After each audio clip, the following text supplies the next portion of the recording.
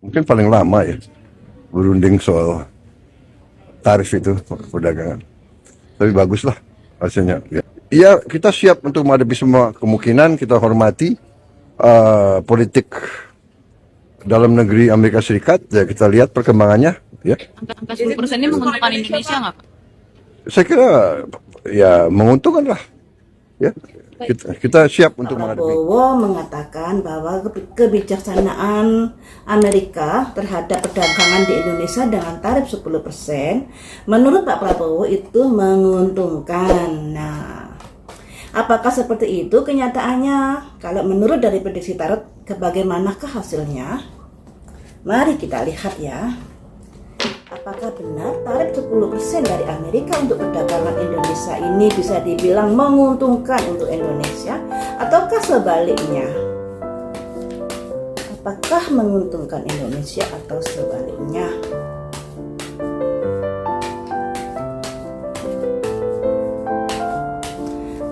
Saya langsung ambil 10 kartu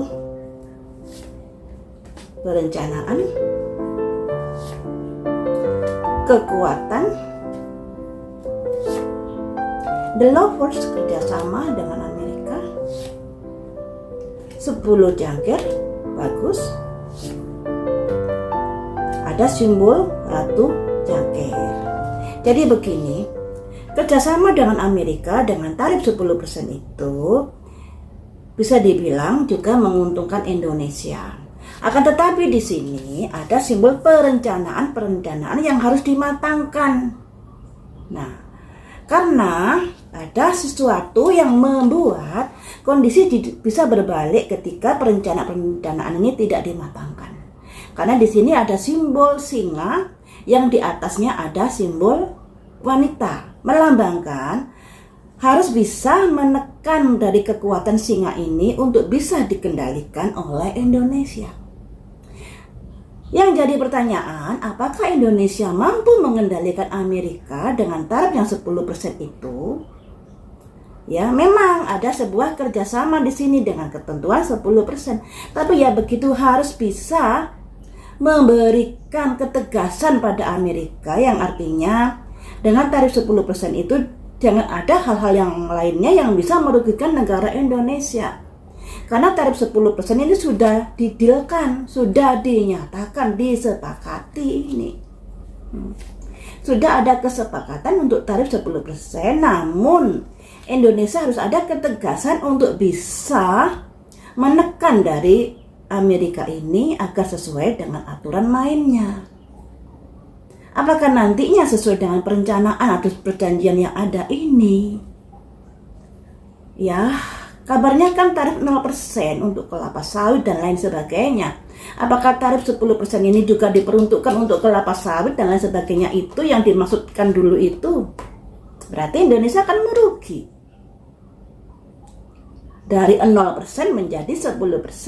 Ataukah tarif 10% ini untuk tarif dari barang-barang yang lainnya? Saya masih belum tahu. Cuman di sini harus ada yang bisa mengendalikan atau menekan dari Amerika ini untuk tidak memanfaatkan Indonesia. Karena perjanjian ini sudah kesepakatan. Nah, apakah Indonesia bisa menekan atau membuat Amerika ini menurut pada Indonesia nantinya? Ini yang kita khawatirkan ya teman-teman. Dari 10%, dari 0% menjadi 10%. Cuma saya kurang paham apakah 10% ini juga diperuntukkan untuk kelapa sawit yang dulu dinyatakan 0% itu tarifnya. Kita kembali ke prediksinya ya. Apakah Indonesia bisa menjinakkan Amerika dengan adanya kerjasama ini? Kalau dilihat dari perjalanannya Pak Prabowo terkait sepak terjangnya pada Amerika, sepertinya ada kekhawatiran dan ketakutan. Dari masuknya ke organisasi bentukan Amerika untuk perdamaian Gaza dan lain sebagainya, itu sudah melambangkan, kenapa harus ikut ya, padahal kan juga ada PBB. Kenapa nambah-nambahi beban pembiayaan untuk ikut yang harus bayar sekian M ya, entah M entah T itu ya, sekian besarnya itu, padahal dari masyarakat Indonesia untuk saat ini banyak sekali yang keteteran. Jadi ada penambahan jumlah tingkatan orang yang kurang mampu dan lain sebagainya. Daya beli masyarakat juga menurun dan lain sebagainya. Nggak tahu lagi apa yang dipikirkan oleh Pak Prabowo kala itu. Boleh sih kita bantu negara lain untuk sebuah perdamaian, tapi kan sudah ada PBB. Kenapa harus ngikut Amerika? Nah ini kan ya. Dan itu juga bisa memicu adanya kesenjangan hubungan Indonesia dengan Cina, dengan Rusia yang selama ini membaik. Kenapa sampai sebegitunya, ya kan? Selanjutnya kita gali, apakah Indonesia mampu menekan Amerika untuk tidak merugikan Indonesia di sini, atau tidak melakukan sesuatu yang aneh-aneh untuk negara Indonesia? Bisakah pemerintahan Indonesia menekan hal itu? Simbol Raja Koin. Kalau ingin Amerika baik dengan Indonesia, ada simbol Raja Koin, harus ada keluar uang di sini. Selanjutnya, ada simbol kabar-kabar baik non jauh di sana, tapi kabar baiknya ini harus keluar uang loh. Kalau Indonesia ingin bisa mendapatkan sesuatu yang katakanlah untuk bisa mempengaruhi Amerika agar baik kepada Indonesia, harus keluar duit di sini. Apalagi kan ada kabar-kabar kalau dari dagang dari Amerika itu tanpa ada label halalnya bisa masuk ke Indonesia. Nah ini kan juga membuat masyarakat menjadi tanda tanya, kok begitu ya? Kalau dari Indonesia sendiri harus daftar label halal dan lain sebagainya, giliran dari Amerika mulus begitu saja tanpa adanya label halal. Dan ini juga membuat kita bertanda tanya sebenarnya, seperti yang saya bilang tadi, ada kekhawatiran, ada ketakutan dari pemerintahan Indonesia menghadapi Amerika. Lah kalau sudah ada ketakutan, ya mana bisa menekan Amerika untuk mengikuti apa kemauan Indonesia? Kalaupun untuk mengikuti kemauan Indonesia tentunya boncos Indonesia harus keluar duit lagi dan lain sebagainya. Ini selanjutnya, apakah bisa menekan Amerika? Ada pergerakan cepat di sini, di mana Amerika akan dengan cepatnya memasuki pasar di Indonesia, pasar dagang di Indonesia. Dan ini sangat menguntungkan Amerika. Karena apa? Amerika saat ini kan sedang perekonomian tidak baik-baik saja. Dengan adanya mangsa pasar yang baru, tentunya itu akan menguntungkan. Gimana nggak untung, tarifnya murah dan lain sebagainya. Dan tentunya bersaing dengan negara lain, Amerika ini bisa lebih murah harganya. Sebab kalau negara lain masuk ke Indonesia mungkin dikenakan tarif berapa gitu ya. Sedangkan Amerika masuk ke negara Indonesia, tarif dagangnya lebih murah daripada negara-negara lain. Tentunya itu akan mempengaruhi dari harga barang-barang yang masuk ke Indonesia. Dan itu sangat menguntungkan Amerika. Indonesianya boncos di sini. Bagaimanakah hubungan Amerika dengan Indonesia selanjutnya? Karena kan sudah ada kerjasama perdagangan yang lebih boncos ke Indonesia ini. Apakah hubungan nantinya akan baik-baik saja? Hubungannya dari novel. Hubungan Amerika dengan Indonesia akan menghadapi penghujatan di sini. Tentunya penghujatan ini dari rakyat Indonesia sendiri, juga dari negara-negara kayak Cina, kayak Rusia, yang selama ini ada hubungan baik dengan Indonesia. Tapi kalau dilihat dari sini, Indonesia kayaknya lebih condong lagi ke Amerika untuk saat ini, dan itu menghadapi penghujatan dari negara-negara lain, juga termasuk dari rakyatnya sendiri. Apakah penghujatan ini akan mempengaruhi hubungan Indonesia dengan negara Rusia, Cina? Simbol dari hubungan di masa lalu, ya. Kondisinya bagaimana?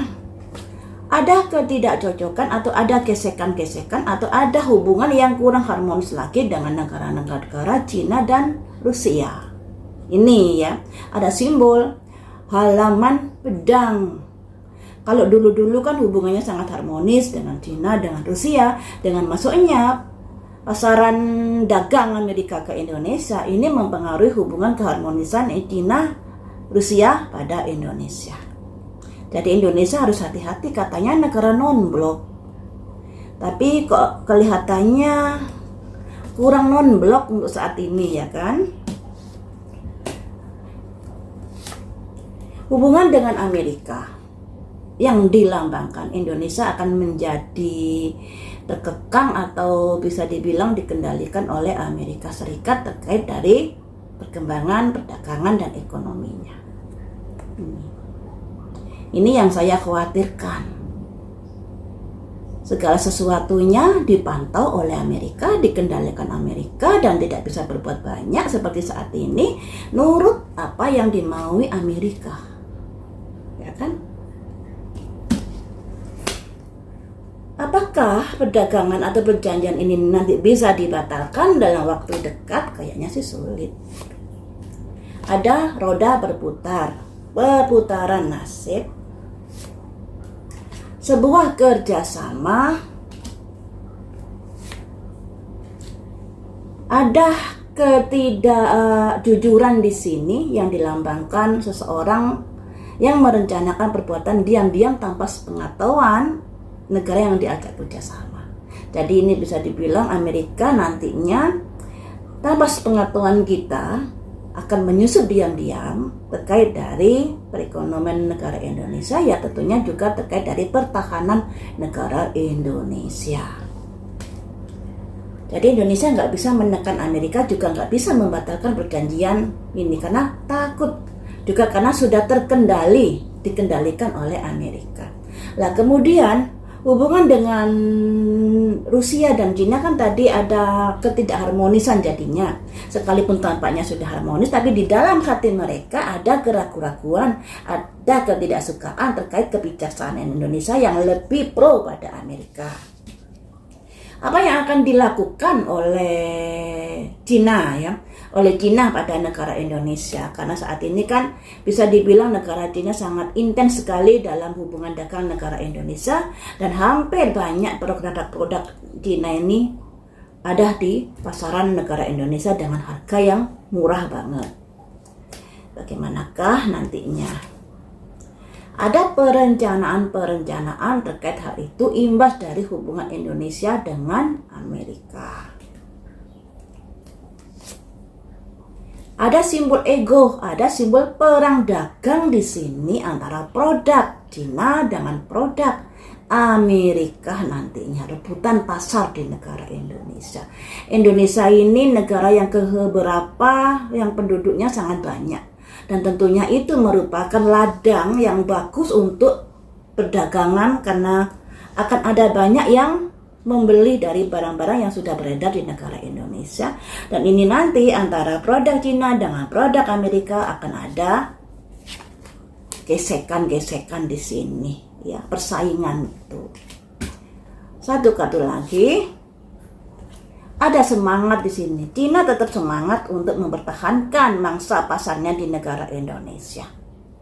Berusaha tidak terpancing dengan masuknya produk negara Amerika ke Indonesia, tapi dia akan semakin semangat gimana caranya harus bisa memenangkan perang dagang dengan Amerika di negara Indonesia ini. Lah terus produk Indonesia bagaimana nasibnya?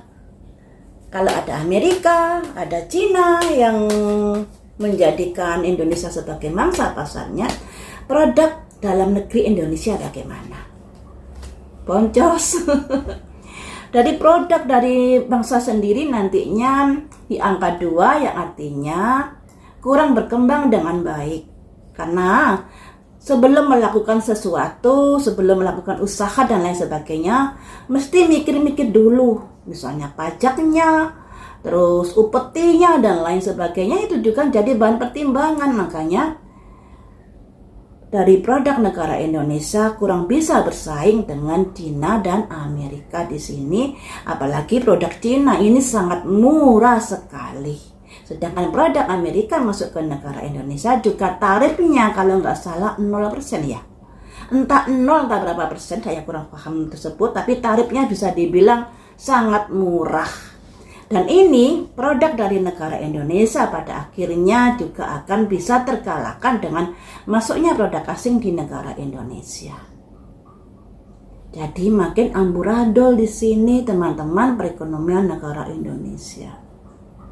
Jadi ya kasihan juga untuk pengusaha-pengusaha dagang kecil akan kena imbasnya dengan masuknya produk dari Cina dengan Amerika ini dengan tarif yang lebih murah dari produk dalam negeri.